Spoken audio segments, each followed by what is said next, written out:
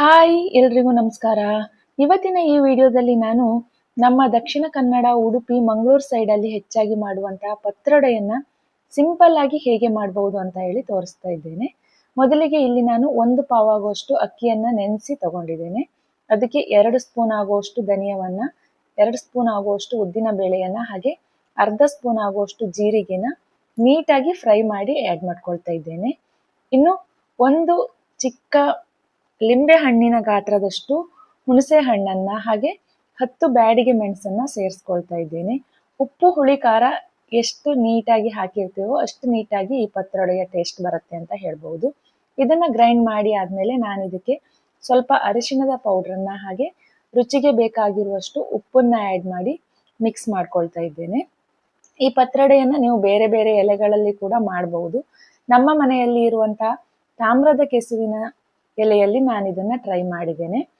ಇನ್ನು ಮರ ಕೆಸುವಿನ ಎಲೆಯಲ್ಲಿ ಟ್ರೈ ಮಾಡಿದ್ರೆ ಟೇಸ್ಟ್ ಒಂದು ಎಕ್ಸ್ಟ್ರಾ ಲೆವೆಲ್ ಆಗೇ ಬರುತ್ತೆ ಅಂತಾನೆ ಹೇಳ್ಬಹುದು.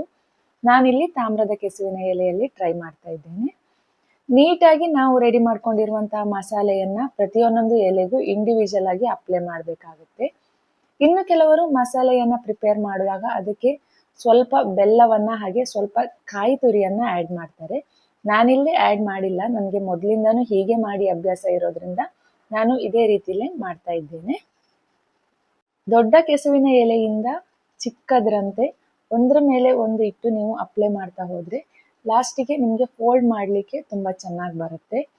ಇನ್ನು ಕೆಲವರು ಫೋಲ್ಡ್ ಮಾಡಿ ಆದ್ಮೇಲೆ ಅದನ್ನ ದಾರದಲ್ಲಿ ಕಟ್ತಾರೆ. ಬಟ್ ನೀವು ಈ ರೀತಿ ಅರೇಂಜ್ಮೆಂಟ್ಸ್ ಮಾಡ್ಕೊಂಡಿದ್ರೆ ನೀಟಾಗಿ ಹೀಗೇನೆ ಫೋಲ್ಡ್ ಮಾಡ್ಬೋದು. ನೀವು ವಿಡಿಯೋದಲ್ಲಿ ಕೂಡ ಅಬ್ಸರ್ವ್ ಮಾಡ್ಬೋದು. ಇದನ್ನ ನಾವು ಏನು ಇಡ್ಲಿ ಮಾಡ್ತೀವಲ್ವ ಆ ಪಾತ್ರೆಯಲ್ಲಿ ಬೇಯಿಸ್ಕೊಳ್ಬೇಕಾಗುತ್ತೆ.